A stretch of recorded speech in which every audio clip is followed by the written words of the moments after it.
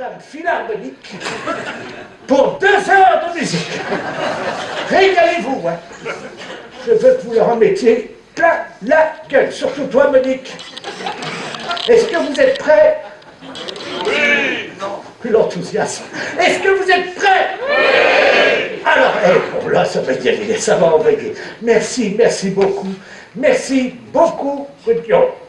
Merci à vous. Merci de m'avoir fait cet accueil. Je vous remercie et je vous souhaite un excellent concert. Merci la régie, merci le théâtre, merci Steve et toute l'équipe. Et à très bientôt. Merci.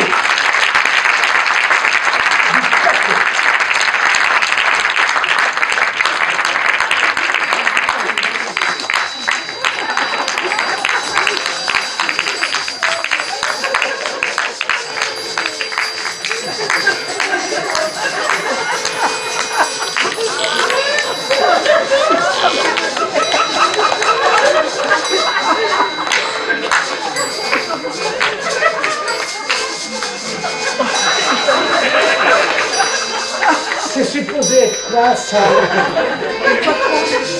De la musique. C'est pour ça que le micro, on n'entend pas. Ah, vous n'entendiez pas l'accordéon, j'ai fait voir, vas-y. C'est pas que ça. Allez, c'est parti. Bonjour et bonne année. Tu cherches mon prénom? Non. Si. Voilà. Mais moi aussi, ça tombe bien, je sais. T'arrêtes pas. Ouais. T'as arrêté de filmer? Non, on va reprendre quand même. Non, On reprend non, pas. j'espère que tu vas le garder, ça. D'accord. C'est drôle, c'est bien. Non, parce que figure-toi que je cherche, moi aussi, je suis en quête de mon identité personnelle. Et je pense d'ailleurs que tout le monde se cherche. Ceux qui pensent s'être retrouvés, il y a encore du boulot, il faut retourner. Tu vois, la vie, c'est comme un râteau. Tu passes ton temps à fouiller la terre et le temps, la surface et le temps, il faut 2 râteaux. Et puis tu passes ton temps à fouiller. Mais là, je commence à dire n'importe quoi. Et tu sais pourquoi? Parce que tu n'as pas le droit maintenant, ni à la télé, ni à la radio, ni nulle part, de répondre à une interview avec, par exemple, un verre de vin. Tu vois, et le fait qu'on interdise le vin quand on est filmé, et la cigarette, eh bien, oui, ça, à la Gainsbourg, voyons. Il faut. Tout le monde, Bukowski, tous ceux qui ont pu boire et fumer. On est quand même devant un cas de force majeure. Un homme qui boit du vin à la sortie d'un spectacle, qui boit un verre de vin et qui fume sa clope, t'as pas le droit de parler avec ta clope et ton verre de vin. En France?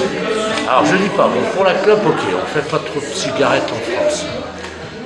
Mais le vin, ça c'est français, ça. C'est bon, ça. Je te le dis, moi. C'est du pays. Mais bien sûr, tu mets ça dans un abreuvoir, même les vaches elles vont venir le boire. Alors, bonsoir. Bon, donc, bonsoir et bonne année. Meilleurs vœux, la santé, happy birthday to you. Voilà. Monsieur Jean-Yves Lafesse, de son vrai nom. Lambert. Jean-Yves Lambert. Lambert du décor. Né dans le Morbihan, humoriste français connu par ses canulars téléphoniques ainsi que ses gags dis donc. auprès des passants Humoriste, de rue. je n'aime pas le mot humoriste. Ah, Non, j'aime pas ce mot-là. Moi, je suis un déconneur. Et pour moi, la déconne, en fait, ça peut être à tous les niveaux de la vie. Par exemple, même, tu vois, le fait de dire bonne année une fois par an en serrant les mains des gens que tu connais pas ou en te faisant embrasser pareil. Moi, ça m'emmerde parce que tous les matins, je me réveille, je me dis bon sang. J'espère que, je te jure, hein, depuis toujours, je me dis pourvu que l'humanité aille bien. J'ai un côté un peu Jésus, mais tant mieux parce que c'était pas forcément un con non plus. Attends, tiens, le téléphone, c'est Jésus. Il me dit, je t'avais demandé de m'ignorer. Oublie-moi. Est-ce que c'est Jésus? Je regarde en live. Voilà. Est-ce que c'est Jésus? Alors attends. Allô? Ça va, Georges? Ben, je suis en pleine interview, je suis en train de me filmer, donc je te dis salut, Georges. Je te rappelle après, c'était super. Mais je t'expliquerai parce que je pense savoir. C'était bien, non? C'était super. Ouais, voilà, tu vois, c'était super, on a bien rigolé. Mais aussi parce qu'il y avait une putain de technique, il y avait du son, il y avait Ouais, exactement. Il faut des moyens techniques, il faut mettre de la lumière et tout. T'as raison, il faut passer l'échelle supérieure. Alors, je te rappelle tout à l'heure, quand je suis sorti du théâtre, À tout à l'heure, Georges, merci. Alors, c'était pas Jésus. J'aurais pu m'étonner parce que, bon, vous dire, putain, c'est Jésus. Et on est dimanche, Jésus le dimanche, il est à la messe.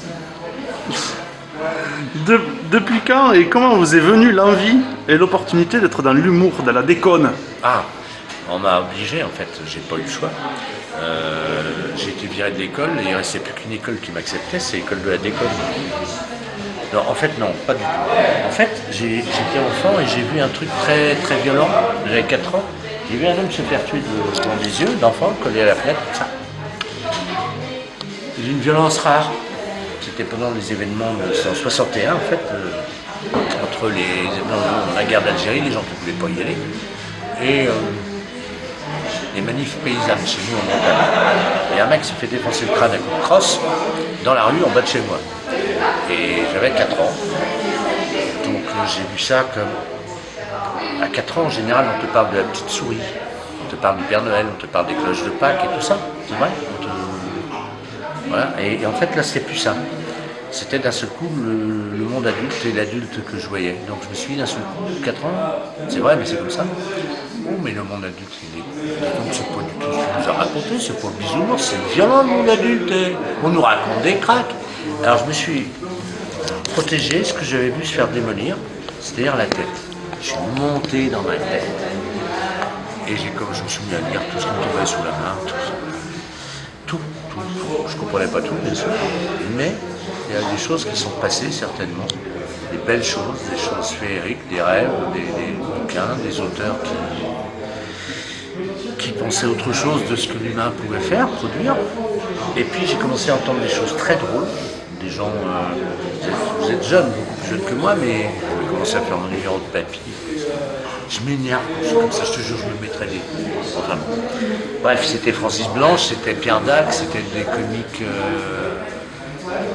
qui lâchaient tout. C'était ce que j'appellerais pour moi des vrais anarchistes. C'est-à-dire, il n'y a pas d'étiquette politique de gauche ou de droite, mais les vrais anarchistes. C'est-à-dire, article 1, je me fous de tout, c'est ma devise. Article 1, je me fous de tout. Article 2, je me fous de l'article 1. J'ai mes valeurs, voilà. Et pour moi, c'est la vraie définition de l'anarchie. Et ces gens-là, on était. En parlant d'articles... Et ils m'ont fait rire. Et comme ils m'ont fait rire et que derrière eux, il y avait un vrai bonhomme avec des couilles, et ils l'ont prouvé dans la vie, vraiment des mecs qui avaient des couilles, je me suis dit, putain, le rire, finalement,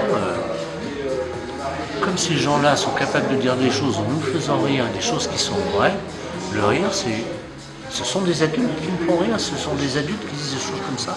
Alors il y a quelque chose à sauver.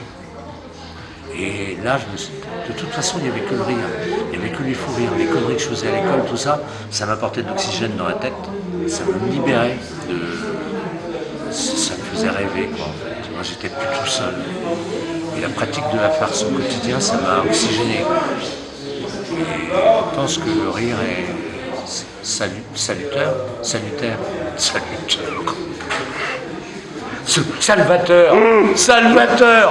Salvateur Dali. Ah mon Dieu, ça y est, je vais tomber. Oh non, attends, salutaire. Oui, c'est saluteur, c'est tort, je dis salut à tort. Non, parce que là on est en Norvège en fait. Tu leur as dit qu'on était en Norvège? Ah non, je n'ai pas dit... Ça, t'as les cheveux blancs. Tu l'as vu, Kim? Oh là. Allez, Ragnar Rebrock. Non, j'aime beaucoup la série, Vicky. Madame Ledoux, comment elle va? Que pouvez-vous nous raconter d'elle? Ah, je ne vais pas le laisser parler à ma place. Ah, écoutez, jeune homme, excusez-moi. D'abord, est-ce qu'il a fini son verre de vin, ce qu'on a? Non. Alors, attends. Hop là. Oh, moi, je suis content. Ah, moi, je suis content. Je suis comme les bébés. Quand je vois un verre, je le finis. Il n'a pas fini son verre, le con de la fesse. Là. Tant pis pour lui, Santé. Et pas du... Des pieds, c'est suisse. La première fois que j'ai entendu ça, c'était en Suisse, avec l'accent suisse. Santé, avec moi des pieds. Il y en avait une autre aussi, une Suissesse, une blague suisse, comment ça s'appelait avec des savates. Ah oui, comment ça va? Ça va aux pieds. J'ai honte. Pardon, Que, pardon. c'est pas grave. Que pouvez-vous nous dire sur l'article, pour être un peu plus sérieux, qu'il y a eu par rapport à Tex que vous soutenez, le nouvel ordre moral? Je ne soutiens personne, je ne soutiens rien. Je pense que la censure est un crime. Je pense que les paroles ne peuvent pas être interdites. Qu'on dise ta gueule, oh tu fais chier, oh tu peux me dire ça, eh ta gueule. Mais en aucun cas la parole n'est un crime. Enfin, au nom de quoi on peut interdire une parole? Attends, c'est tout le problème de notre société. Hein. On est quand même en 2017. Aujourd'hui, il y a des gens qui ont des choses à dire et qui sont interdits. Parler, d'ouvrir la bouche. Tex, c'était un prétexte parce que c'était une vieille bonne blague pourrie à la con, bon bref. Mais que je sache, celui dont on se fout de la gueule dans cette blague pourrie, c'est pas la femme battue, hein. C'est le connard qui l'a battue. Donc c'est là que je m'interroge. Ça veut dire que c'est le sujet qui fâche. Mais la réalité, le sujet concerné, c'est bien la violence faite aux femmes. C'est une femme qui a été battue. D'accord? Donc, ça, on parle d'une histoire drôle. Tex n'a pas tapé sur sa femme. Tex n'a pas dit aux hommes, allez taper aux femmes. Un mec dit ça, bien sûr que lui, on va s'arranger. On va aller le voir, on va lui dire, disons, mon con. On va pas. C'est un vrai problème de société. C'est-à-dire qu'on confond. Enfin, à mon avis, c'est pas une confusion, c'est un ordre.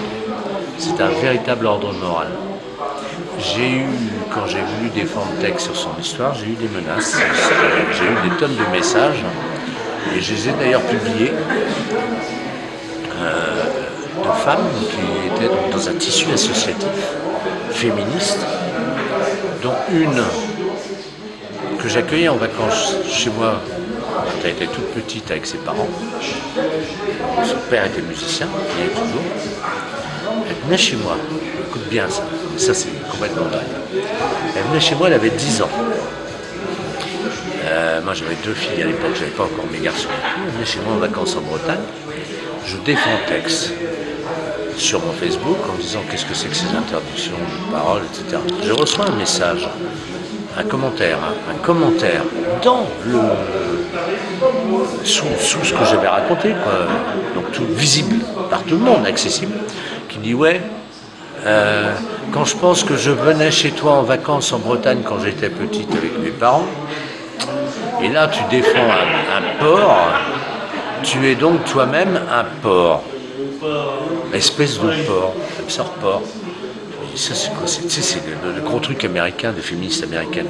Quand quelque chose ne leur plaît pas, si c'est un mec ou autre, ils disent porc, elles le traitent de porc. Mais à l'époque, traiter quelqu'un de porc, c'était dans les années 70, et c'était Jerry Rubin, l'auteur du livre Do It, qui disait des flics là-bas, cops, pigs. Les flics sont des porcs aux États-Unis. Voilà.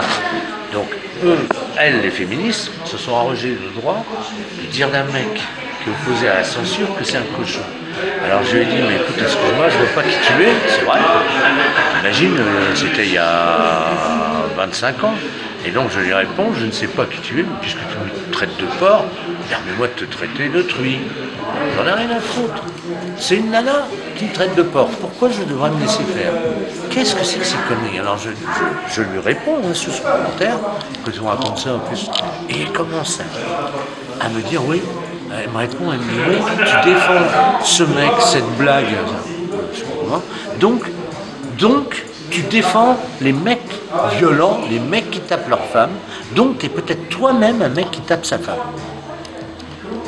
J'ai dit, mais de quel droit tu parles? Elle me dit, écoute, de quel droit? Je suis prof à Harvard, j'ai 34 ans, 32 ans, j'enseigne la philosophie féministe à Harvard. Je ne sais même pas que ça existait, la philosophie féministe. Je trouve que c'est bizarre d'écoler féministe, la philosophie, non? Déjà. Mais en plus, cette mentalité-là, on la connaît, elle est complètement dingue. Elle est complètement cinglée. Tout ce qui vient des États-Unis, en général, de toute façon, il faut faire attention maintenant. Et donc, elle est française. Elle enseigne ça dans sa fac aux États-Unis et elle se permet de traiter de porc. Alors, je commence à me poser encore plus de questions. Et puis, je lui dis, mais attends, je vois pas qui elle est. Je lui dis, mais t'étais quelle époque, quelle année? Mais si, tu n'as pas pu m'oublier, je venais avec tes filles, tout ça. Tu nous montrais, tu nous as même montré une vidéo avec un singe qui se masturbait. J'avais 10 ans, je m'en souviens.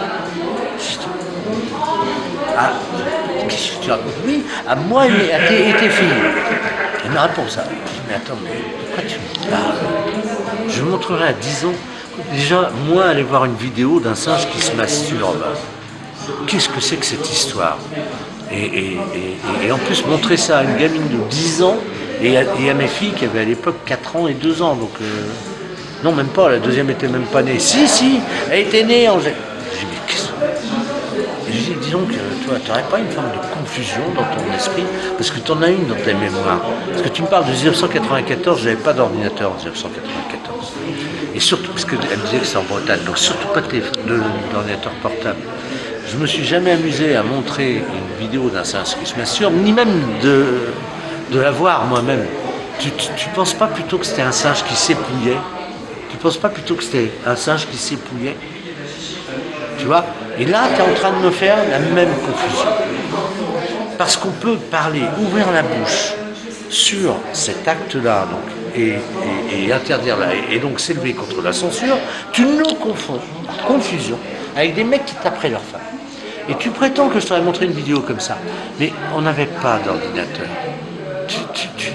Et là, la fille, elle ne répond plus, elle disparaît, terminée. Et moi, je pense que c'est cette confusion, c'est là qu'il faut creuser. C'est-à-dire, quelqu'un qui confond ceux qui l'affectent ou ceux qui l'ont affecté au premier épisode de sa vie, en général c'est l'enfance ou plus tard, et la parole. C'est-à-dire que d'un seul coup, elle est dans une forme de psychose, je ne sais pas, mais qui va traquer les mots, qui va entendre des choses qui vont la concerner, elle. Et elle va s'arroger le droit de rapporter tout ce qu'elle va entendre, voire à elle et sa problématique de base qui n'est pas solutionnée, qu'elle n'a pas traitée. Là, j'étais clairement devant quelqu'un qui était dans la confusion. Et je t'assure que je me dis, mais ça a une portée... Moi, je l'ai laissé faire, hein. J'ai laissé parler sur mon Facebook. Tu vois, pas de censure à ce niveau-là. Après, j'ai tout viré. Enfin, elle a tout viré, mais moi, j'ai viré le sujet que j'avais mis sur cette provocation. Moi, j'ai viré entièrement. J'en ai marre des gens comme ça. J'en ai marre, parce que pour moi, c'est un sujet préoccupant en France aujourd'hui, c'est celui-là. La confusion. La confusion qui mène à la censure. Et je pense qu'il y a vraiment une confusion qui est chez beaucoup de personnes individuellement, mais aussi au sein des corps institués, ministères, machin. Excuse-moi, mais il y a quand même une ministre, je ne sais pas, qui a pondu un tweet en appelant clairement à la délation. Quand elle dit « Nous attendons vos alertes ». L'affaire Tech, c'est inacceptable, nous attendons vos alertes. Ministre, ça. Mais on est en France. On va recommencer maintenant. C'est parce que, attends, il n'y a pas plus incivique quand même que d'appeler la délation, quoi. Pardonnez-moi, je suis un peu enflammé là-dessus, mais décousu aussi, certainement. Mais je ne suis pas confus. Je ne suis pas confus. Je vois la confusion. Et le problème, c'est que Twitter n'est qu'un bras armé de cette confusion. Twitter est impulsif, compulsif, voire hystérique. Et donc, comme on le disait tout à l'heure, il y a 1% des gens, même pas, qui utilisent Twitter, même pas un. Encore une confusion. On va nous dire que la voix des citoyens, des internautes, et maintenant, les internautes pensent que, alors ça veut dire que tous les internautes pensent que. Encore une confusion.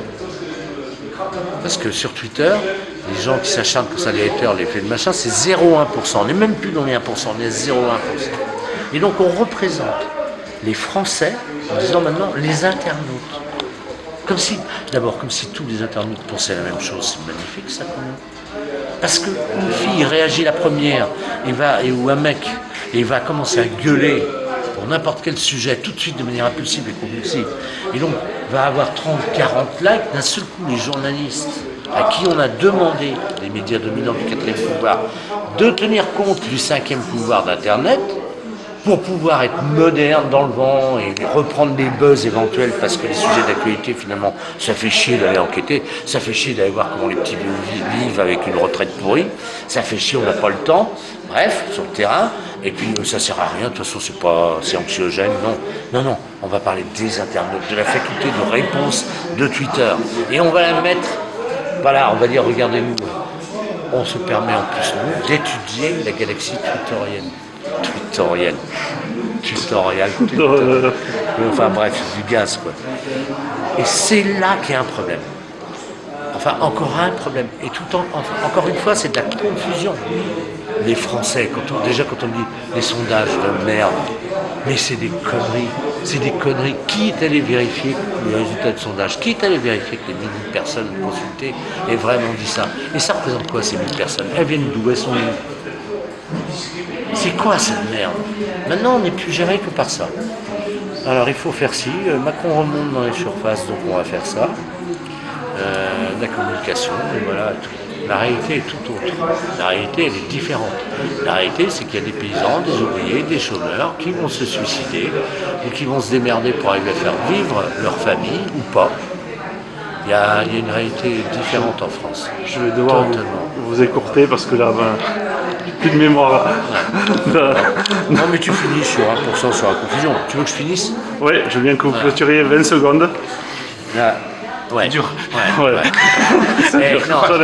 Mais ce qui est quand même assez paradoxal en France, je trouve, c'est que ça soit un déconneur qui pointe du doigt la confusion. Tu trouves pas ça un peu confus? Mais merci à vous.